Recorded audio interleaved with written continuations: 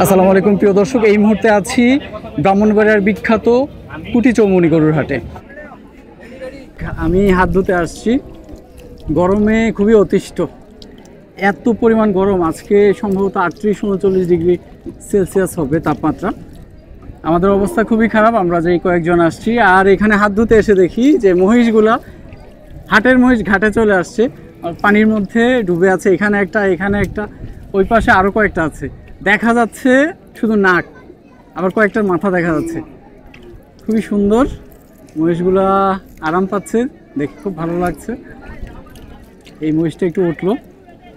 এই পাশে দেখেন প্রিয় দর্শক, একদম নিচে ডুবে আছে, শুধু নাকটা দেখা যাচ্ছে। এটা কিভাবে সম্ভব?